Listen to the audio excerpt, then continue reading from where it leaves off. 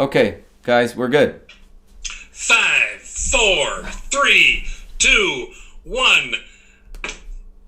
Made in America, heard round the world. You're listening to Blunt Force Truth. I'm Chuck Woolery, along with my co-host, Mark Young. And we have a guest today, which I'm very excited about. He's been a guest on our show before. Yeah, we absolutely, Chuck. We have none other than Dr. Shiva Ayyadurai, or as Rush Limbaugh says, Ayyadurai. Whatever. But you've I was gone listening big to Rush time, that my day. friend. I was listening to Rush that day when he started talking about you, and I thought, wow, I know that guy. Wait a minute. So let me ask you something right off the top. Okay, you know, we can go over credentials and everything. Shia's got you've got a PhD in bioscience from MIT. You get PhDs coming out your ears. So you're a highly qualified guy. Shiva's PhDs have PhDs. Is it right? Exactly. So you're unquestionably a very highly qualified biological engineer. So let me ask you something. Everybody is going absolutely insane today. And I understand why, because the media is driving this to a point where it's so uncertain and people are afraid to touch anything, to talk to anybody, self-quarantine, businesses are shutting down right and left. Nobody can, I guess you know what, today is a beautiful day in the hill country of Texas, and the blue bonnets are coming up and the Indian paintbrushes. Get in your car and drive out here and look at those. At least that's something you can do. But by and large, we have shut down or asked people to shut down America. What's going on? Chuck, what's going on is you have people who are basically executing a health policy that precedes a balanced understanding of economic policy. That's what's going on. We've given way too much power to Anthony Fauci and the CDC, who frankly do not have the same interests, in my view, if you look at their history, of the long-term interests of this economy. Look, if you look at things from a systems perspective, which is the way we should be looking at it, right? These are two complex systems, the human body, the immune system, and the economic system. Two different systems. And if we want to modulate that in the modern world where 4 billion people travel, right? 4 billion people travel today, 4 times more than what used to travel at the time of SARS. We have to recognize turning off everything is like a very dumb solution. It's like one size fits all solution. And that's government. That's typical government solution. Right, but it actually has other implications, and I want to share with you because I've been thinking about this. Look, I study the immune system. Mark will tell you this is the focus of my PhD work. It's a focus of my work for many years. The immune system.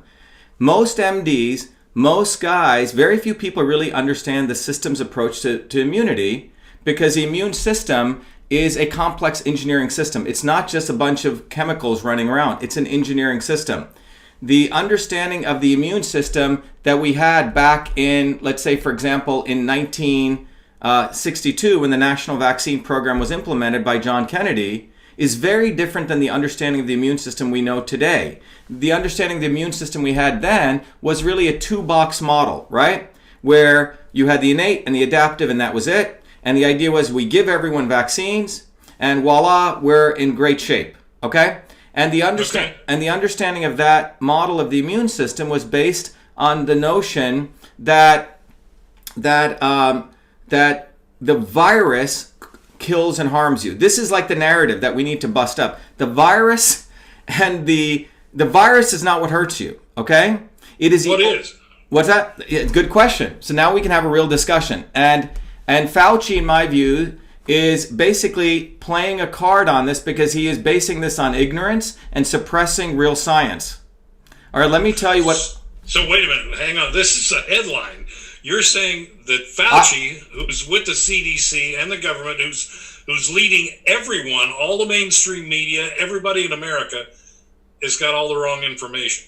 Not only does he have the wrong information, but he has a history of participating in a science that has suffocated real science. Let me give you an understanding. Back in the 80s, you remember AIDS, HIV and AIDS? Do you remember that? Absolutely. Sure. Okay. What was the narrative on that? What was the narrative? HIV causes AIDS, right? Yeah. All right. A very famous retrovirologist, and you can look him up, Peter Duesberg, got tenure at Berkeley at the age of 39. Brought into the National Academy of Science as one of the youngest guys. Duesberg came out and he said this stuff is nonsense. Okay? They essentially... This is the first time I've heard this. Well, you should hear it because it's time it's time we have a real discussion about immunity and what's going on.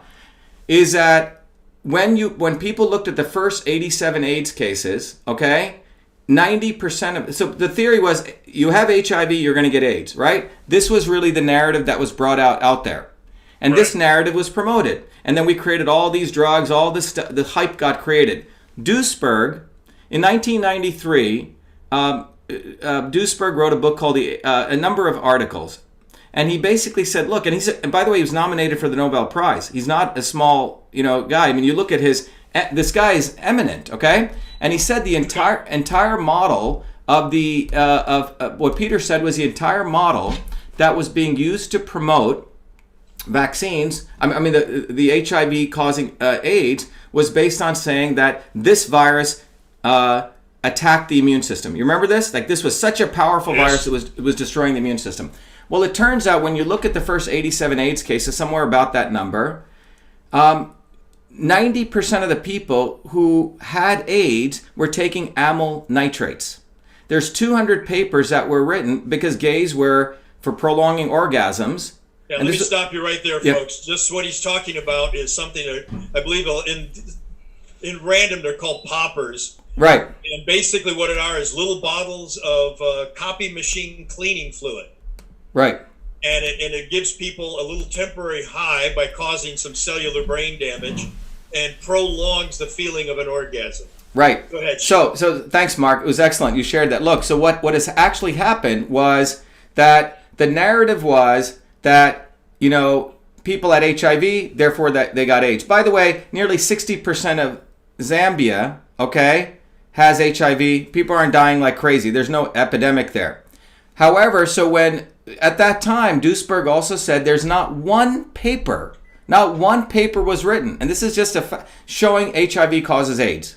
Okay? Now, when he did this, it was like a huge thing that he's going against the narrative. And by the way, it was problematic to the existing scientific establishment because he was such an eminent scientist, Chuck. But so nobody talks about HIV and AIDS hardly at all today. Exactly. I mean, because it was on it. There no, like there used to be. Right, because the BS was shown. My sister's an MD. After I went through Duesberg's work, I had a big argument with my sister. Early 90s, I said, look, HIV doesn't cause AIDS. And she started calling me all sorts of names. Even my sister, trained out of Harvard, says, you know what? You're right.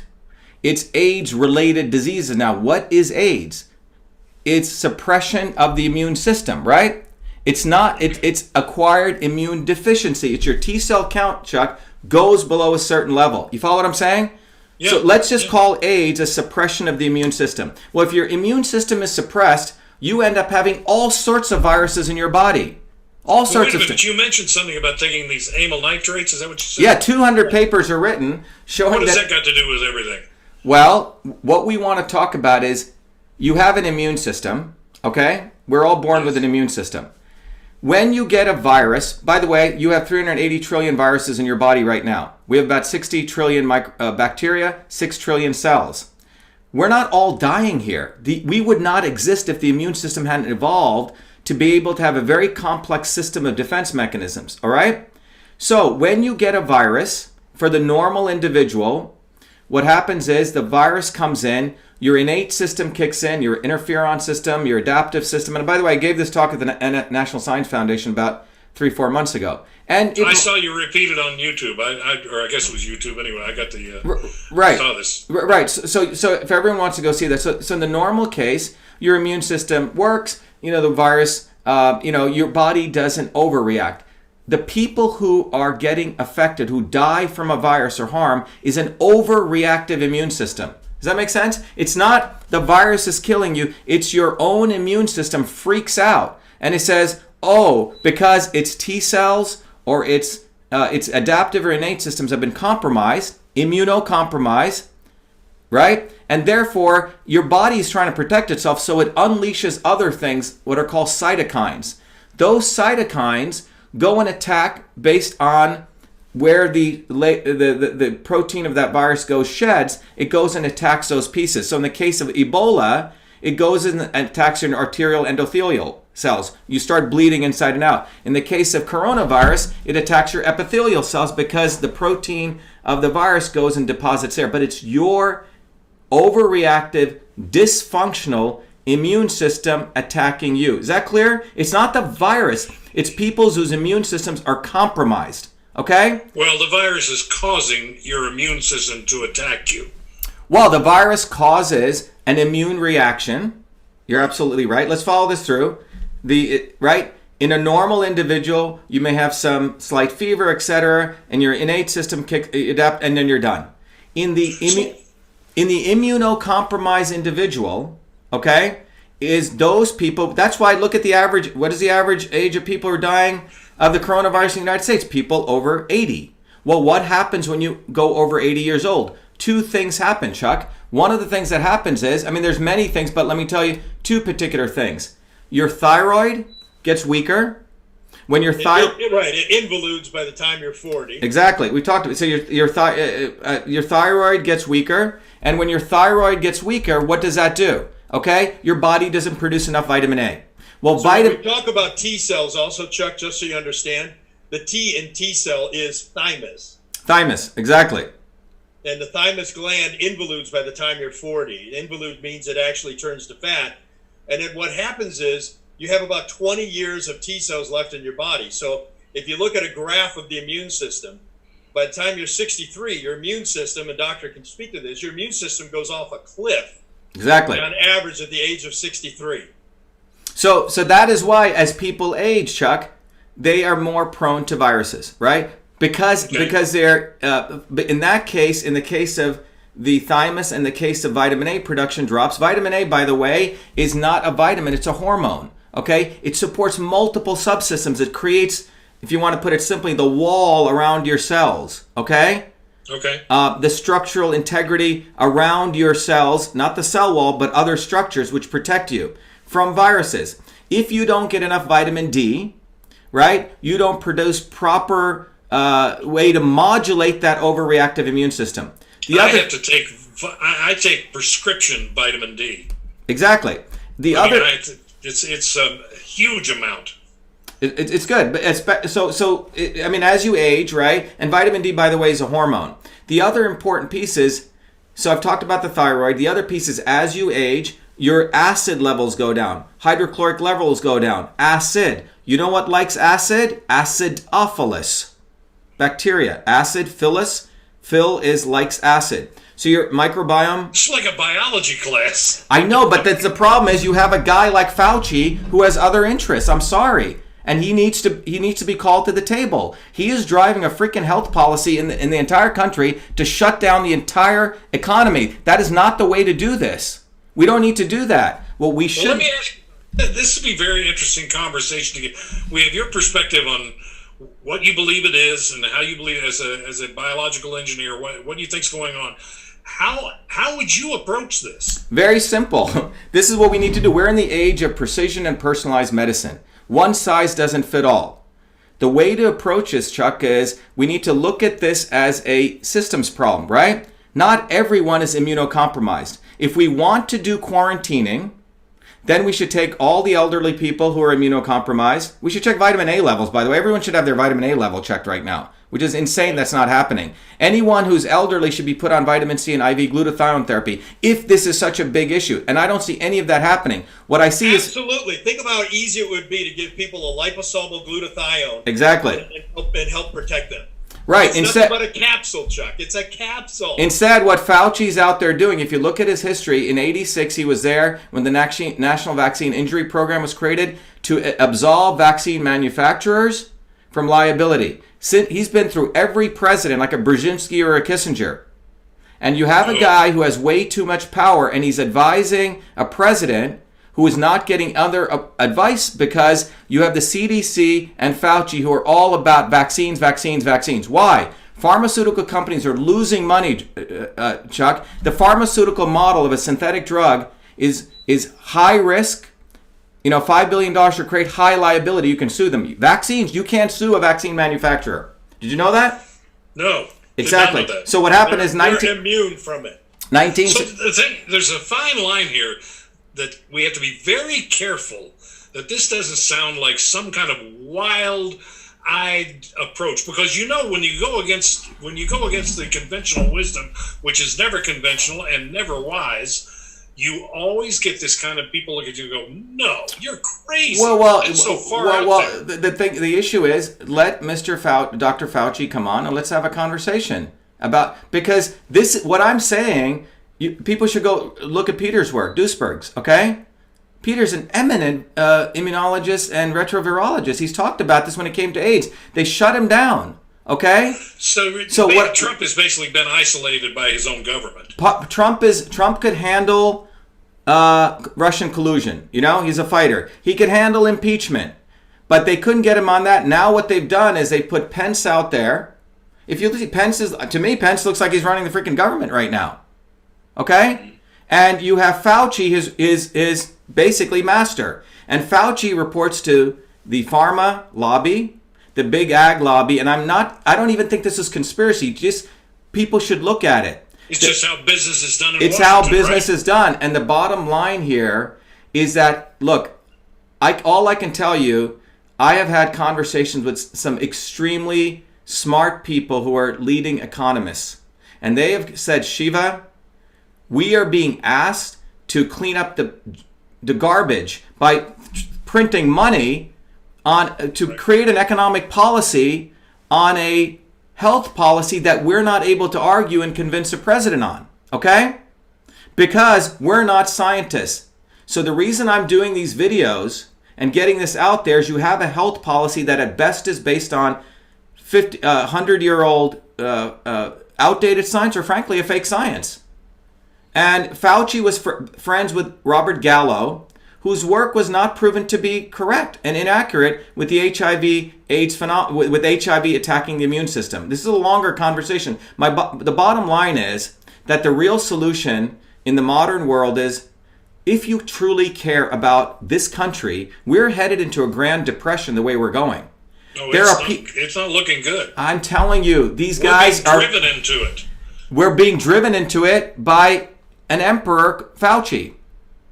I'm sorry to say, he's done a great PR job, but he is driving the health policy. He is leading the health policy when 56 people have died. I'm sorry, 18,000 people died on H1N1. Okay? Is there anyone like a coalition that you have of other guys and women who understand this that could lobby the president in some way, or? Well, you can't lobby the CDC. There's no way. We can't. Look, the CDC has a revolving door. Look at who they are. The entire goal here, let me tell you where this is going if we let this get away. Where this is going is the Chinese model, authoritarian rule. That's where this is going, Chuck. Oh, you can see it. Is that we will come to your house, Mr. Woolery, and you're going to get vaccines. Okay? Mm-hmm. Because this fear, just like what we did with the Patriot Act, first terrorism was used, right? And we really went after, and the NSA started watching us. The next move, and this is Chinese model 101. We're letting the Chinese philosophy infiltrate all of our regulatory systems, right? We've essentially nationalized our banks in some sense. You look at our transportation system, you look at all these systems, we're following some fear, then regulate. And the last piece of regulation they want to do is healthcare. So centralized healthcare, top down. What better way to scare the hell out of everyone? Say, hey, do you want another economic collapse? Everyone must get the flu shot. And by the way, vaccines are highly profitable for pharma companies, super profitable. No liability. You can't sue vaccine manufacturers. That's what the 1986 bill pushed by Ted Kennedy did. So John Kennedy passed the Vaccination Act of 1962. I believe he did it with sincerity, but it was based on nascent science of the understanding of the immune system. By 1986, a lot of people were getting vaccine injuries, okay? And because of that, they wanted to protect the liability, the pharma lobby, and they created a vaccine court, Doug, under HHS. Okay? You don't sue the vaccine manufacturer, you sue them, and the liability if someone dies is only $250,000. So what we have, and that movement when you talk about mothers was growing in this country. In fact, there was a big win in New Jersey where we stopped them in their tracks. 6 days later, coronavirus. I'm not going to connect the dots directly, but what I'm trying to tell you is that we are heading in this country, we think we can print money. The money goes to China. China's holding our dollars. A nice crash. China buys the assets of this company out of bankruptcy. And we have, China's already bought all the AMC theaters, right? China owns a lot of Hollywood. So look at what's really going on at a. But when you really stop and think about it, all you hear from MSNBC, CNN, I don't know whether it's Fox or not, WAPO, New York Times, is how racist this is to call it a China virus. Yeah. That's right out of China. That's like propaganda for them. Yeah. Of course it's a China Wuhan virus. It's where it came from. That's how we identify it. But in today's world, they're more worried about considering us racist than they are about our health. It's insane. Identity politics attached to a disease state. Exactly. Exactly. What has happened right now is really unfortunate, because if the government and the CDC and Fauci cared about health, let us have a discourse on health. Fine. If there's an infectious disease, we know from the history of infectious disease, Chuck and Mark, 98% of infectious diseases were wiped out.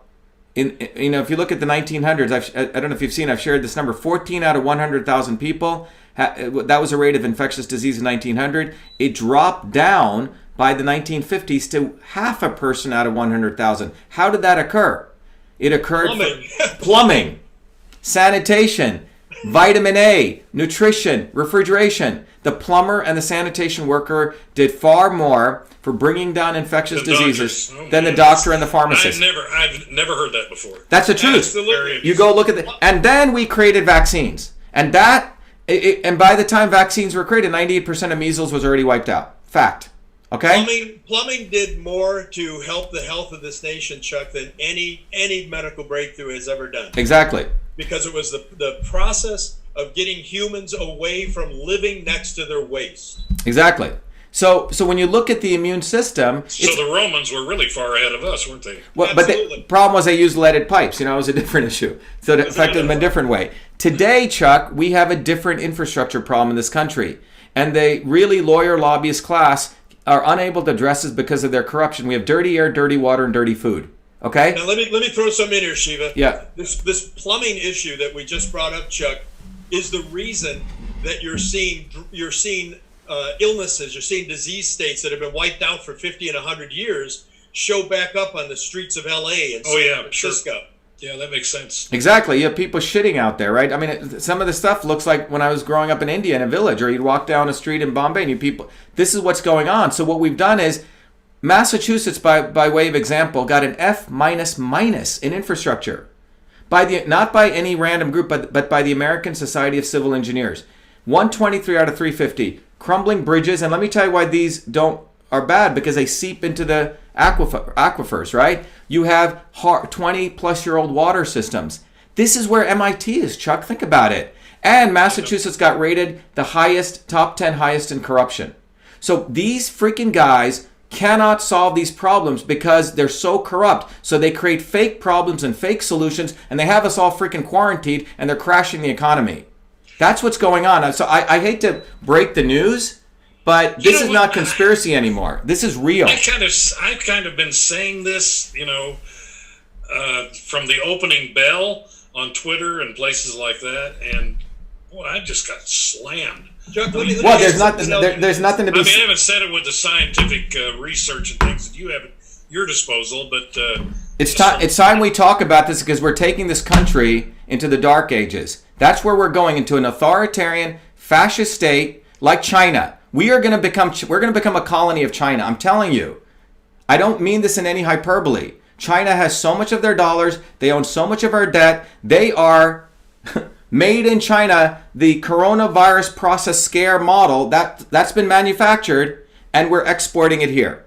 It's a product. Now let me add something to what Shiva just said there, Chuck, that you also probably don't know. When you look at the infrastructure in this country, and when I say the infrastructure, I'm talking about the water supply, right, and the sewage. The average water supply system in this country is over 100 years old now. Right. Those water pipes, believe it or not, some cities still have wooden water supply mains. People probably don't know that. They have lead water supply mains. They have old cast iron water supply mains. The amount of debris that gets into our water and the amount of water that seeps out of our system. When we're talking about people, you hear the government talk about, and the left talk about a shortage of drinking water. We're seeping enough drinking water into the ground by leaking pipes every day to supply the country. Yeah. So what you really have is, the fundamental issue, Chuck, is the infrastructure is what really brings health. Infrastructure, clean water, clean air, clean food, and people putting right things in their mouth and on top of them, right? Let's just go to 101. Now, we've compromised the immune system in this country. 54% of kids have autoimmune disorders right now. I didn't see an emergency being called then. 30% obesity rates. Where's the emergency for that? But when this thing hits, oh my God, we got to shut down. And why? What's the agenda? The agenda is top-down medicine, top-down socialized medicine. That's where we're going to. This fear is going to be used. What's going to happen next year? They're going to tell you, Chuck, I got to give you a shot. I got to give you 10 shots, Chuck. Mm-hmm. That's where this is going. It's going to mandated medicine. Let me ask you another question. Yeah. One of the things I'm concerned with is we've now gone to, and I'm not telling people to not wash their hands. You should wash your hands right now. You can use some. That's all basic good things. Yeah, everyone should be doing that kind of stuff. Yeah. But now we've gone to this mass hysteria of antimicrobial and hand sanitizers. Right. Which I believe is now in the future going to exacerbate things like peanut allergies, and is going to create more superbugs that we're not going to be able to know how to deal with. What is your feeling on that? Look, all I can tell you is when I grew up, in India and here, growing up in New Jersey, the thing was you're supposed to play in the dirt, man. You're not supposed to be so clean. Exactly. Nobody had a peanut allergy. No one had it. An interesting study. Now this is, I don't have the exact numbers, but they took 3 groups of families, kids with dogs, without dogs, and with the dogs who went in and out of the house in dirt, and the dogs who just stayed in the house. A massively high percentage of the kids, I think about 70%, had less ear infections with the dogs going in and out, okay? The dirt and all the stuff we're supposed to experience, the immune system. Look, you can have 2 types of systems, right? The goal of a system is to be resilient. Imagine if you just sat in your home all day, never worked out, your muscles would atrophy, you'd be flat. We have been led to believe that we need to sanitize everything. It's nonsense. Except our speech. Exactly, and this is being done by an industry which is looking at the almighty dollar, okay? Do you know, one of the things I do, Chuck, is we have this thing called Clean Food Certified, where we created the seal for clean food. Yes. Clean. I did it as a part of our research. It's out there. One of the women I was talking to, a very small local farmer woman who makes her own jams in Texas, was saying, Shiva, do you know that I have to add a certain amount of sugar to be called a jam and a jelly? I go, really? I go, what's that? She goes, the FDA ruled that you have to have at least 40% sugar to be called a jam and a jelly. Think about that. Really? Yes. So you need to poison the food to qualify. Exactly. Now, who passed that law? Okay. What we're looking at is the chickens are coming home to roost in this country in a horrible way, which is our health, and the politicians do not know how to solve it. And right now, you have a guy like Anthony Fauci who is controlling the entire narrative on this, and no one dare talk to him, because the entire academic establishment in this country is owned and paid for. They're the oldest profession right now. And no one will challenge him because of the amount of grant funding they will probably lose. And that's what's going on, Chuck. We're in a very, very... It's money. It's freaking money. The money. It's all money. Power. So the solution is people need to wake up and look at the videos I'm sharing. I'm trying to make these accessible to say, look, the immune system is your system. Start taking... So what would you suggest we do? I mean, look, here's where I am today. I was going to go into a restaurant today, and my other half looked at me and she said, don't do it. I mean, it's too risky. Just don't do it. Because I'm 7, I just literally this week turned 79. Yeah. And by the way, you are in the prime demographic because your immune system has declined. Right. So So anyway, but knowing that, Chuck, you can make a decision now. Okay, you see what I'm saying? I'm just trying to say where we've been led, what we've been led to believe by our media, by our politicians, by other doctors out there, and this guy Fauci included, is that we can't really be within 5 feet of anybody, 6 feet of anybody, so it's distancing. We can't touch surfaces because we're going to pick it up. We can't sneeze, we can't cough, we can't rub shoulders, we can't... In other words, we're ostracizing ourselves from society, just because we're afraid we're going to catch this virus. And all of this has occurred within 1 week. Is that true? What I'm saying to you is, do you believe that model? Okay, let me ask you a question. How many viruses do you have inside your body right now? You have about 380 trillion viruses, okay? By the time I shake your hand, you know how many viruses I pass on to you? Or if we are passing around viruses all day long, okay? So you're saying that they're just as dangerous as the ones we're talking about now? That's the point, Chuck. If you didn't have bacteria in your body, you wouldn't be alive. No, I understand. No, what I'm saying is, how many people died in Wuhan? Yeah, I don't know. They're in a couple thousand? Couple thousand. What's the population of Wuhan? 11 million. How many people died from the H1N1 when Obama was there? Okay? 1,000, I think. 18,000. 61 million people got infected. 300,000 people worldwide. Where was all of this pandemic? Okay. Well, I've said that 1,000 times. Right. It's so it's manufactured. It's a manufactured fear, and the issue is, why now do you care? I had a very good mentor. He said, when things don't add up, what is the actual agenda? And that's what I've been losing a lot of sleepless nights over. And the epiphany I had is, it's pretty obvious. The agenda is that if you look at the trend in this country, everything is becoming state controlled. Everything. And this is a beautiful opportunity for the state to centralize healthcare and tell you how much you should stand away from someone. We know better than you. You don't think people can figure this stuff out? I think people can figure, especially in a free country. But if this country is going to become moving to a Chinese type model, then we are entering behaviorally as well as medically, in all ways, a controlled society. And I just said the most interesting thing was the minute this thing came out, Hong Kong protests stopped. Exactly. And did you know this, Chuck? Do you know what was going on in Wuhan? And I started researching this 6 months before the coronavirus hit. Wuhan, that city where it came out, the most militant, powerful, tens of thousands of people on the street protesting in China, where you can get shot and thrown in jail. You know for what? For pollution, anti-pollution protests. People of China are people like us. They're everyday people who are treated in a very horrible way by the centralized government.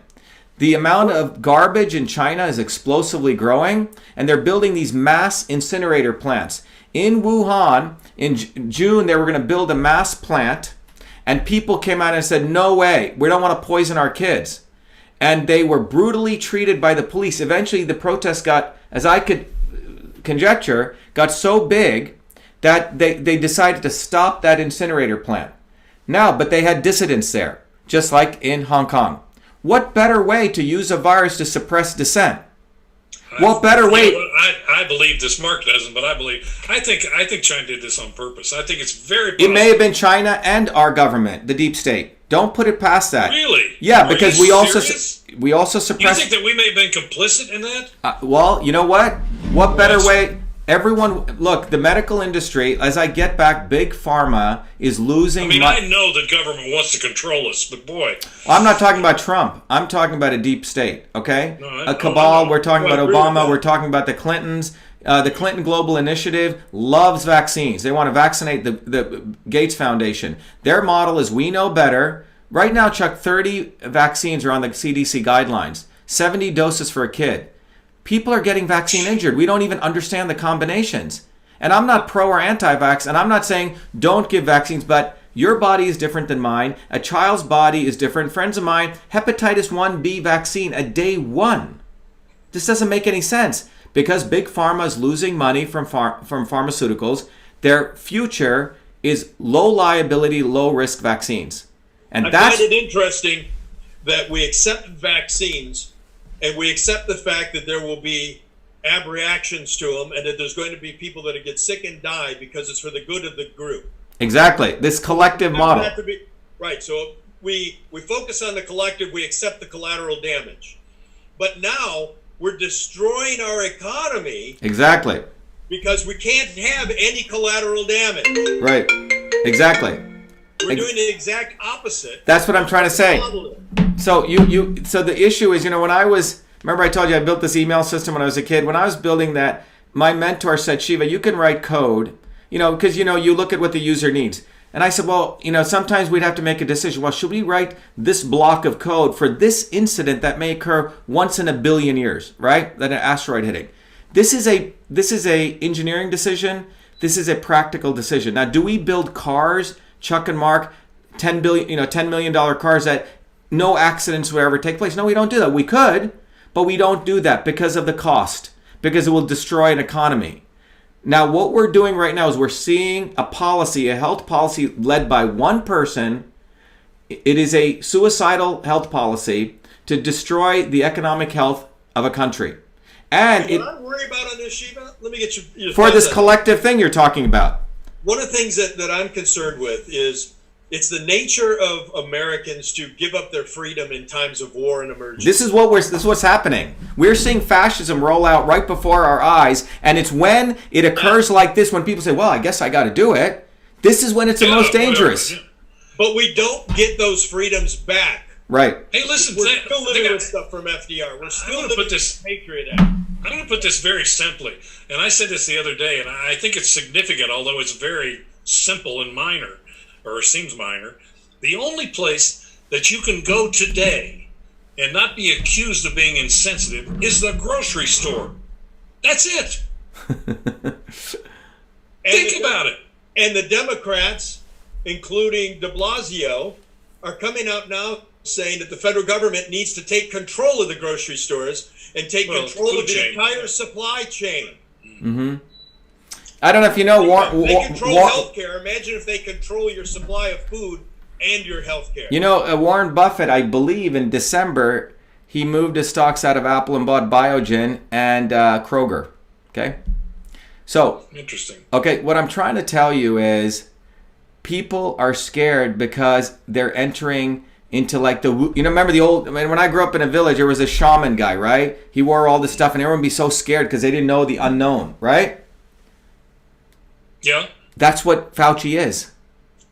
You think he's a shaman? What I'm trying to tell you, because the average American doesn't understand the immune system, Chuck. They think, oh yeah, yes, HIV causes AIDS. That's a thing. Oh my God, the virus kills me. This is like the shaman, okay? How should we be thinking? I understand everything you're saying. Yeah. I really do, and I appreciate it.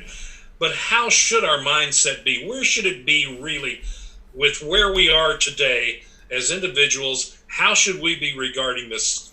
I think we should epidemic, national crisis. Okay, so what I think we should do is say, I'm a human being. I'm talking about individuals. Yes, let's take you. Okay, what is you want? You want to survive. You want great health. You want to protect your health, right? That's the number one goal. Let's start with that. Well, how do you protect your health? Let's assume the immune system is one of the most powerful systems you want to protect. Okay, which you should be protecting whether coronavirus or not. Forget coronavirus. You should be taking care of your immune system throughout the entire process of life, from beginning to however long you can win. So your emphasis is on the immune system.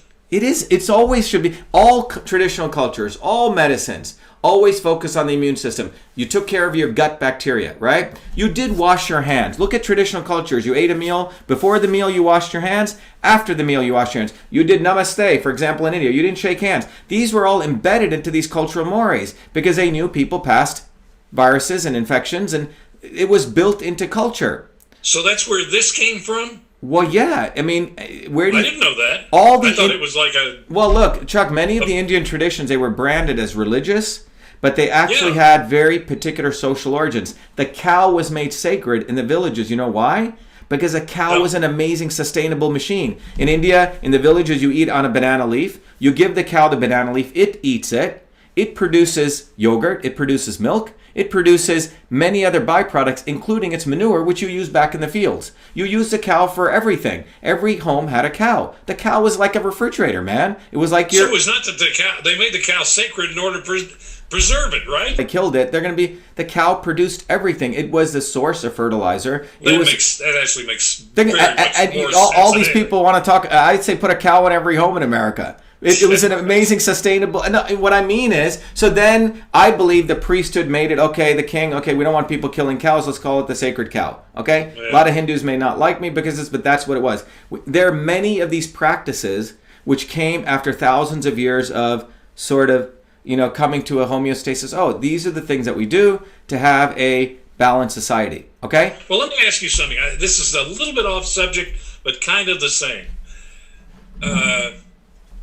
What do you call it when you have a bris in the Jewish faith? What? Circumcision, right? Yeah. You circumcise. So back in the ancient days, if they had wrestling in Greece and all the wrestlers they were all naked, they knew who the Jews were because they were the guys who were circumcised. I say. So they immediately could identify who a Jewish person was. There was a purpose behind that far exceeded, from what I understand, I'm not a scientist, that exceeded just a religious thing. There was a certain form of cancer, I think they proved, that was in the sheath of the penis that lived there and could, it was very, very harmful. I say, interesting. And by circumcision, you were taken out of that group. It wasn't, you'd never be affected by it. Now, I know that sounds a little... No. I think many... I heard that years ago, and I always wondered if it was true, and you obviously don't know. Well, I think many of these traditional things came from a practice. That's what culture is, right? Culture is passing on knowledge. In India, we make curry. Well, curry is essentially 7 different herbs. It's anti-inflammatory, it's anti-cancerous. It was just included as a part of the diet. No one even thinks about it anymore. I thought it was just made to cover the taste of goat. I had no idea that it had all this. And it also was antiviral, part of, etc. So I think the question, coming back to what you asked, I think the answer is, this is an opportunity. If people are serious, if they truly want to take their fear and help themselves, say, okay, how do I take care of my immune health? While you're sitting there all alone, quarantine, start thinking about how you're going to take care of it. If you're serious about this, or do you want the state to tell you to do this? It's a great opportunity. Go read, go watch videos, go figure out how do you take care of your immune health. And if you have elderly people as they age... we have you here. How do you take care of your immune health? Well, the number one way you take care of... there's many things, but I can tell you the first thing is to understand that if you have a high sugar diet, let's start with that, okay? All these sugary foods, your body will create candida, which will create gliotoxins. And your body uses those toxins to shut down the 2 most important elements of your immune system, the innate immune system, macrophages, and T cells. This is just one example. I thought you were going to tell me to take a massive dose of vitamin A or something like that. No. What I'm saying is, what do we avoid? Okay, high sugar diets. What do you do take? A ketogenic diet right now, Chuck, is shown to increase your immune system by like 38%, which is basically cutting out all of the crap, cutting out all the white sugar, the white flours, the white potatoes, cutting the white food, and cutting the high glycemic carbs out of your diet. So, Mark, one of the things with sometimes away, this is sort of my slight take on this, is one of the things that happens in America, because we're still a new culture, we try to come up with a reductionist solution. Do ketogenic, okay? It does have that effect, but it's not sustainable for a lot of people. Agreed. So what many of these traditional cultures figured out, if you're going to eat sugar, if you look at many of the Indian, they'll add cardamom or cloves. You know why? Because they have an antiviral effect.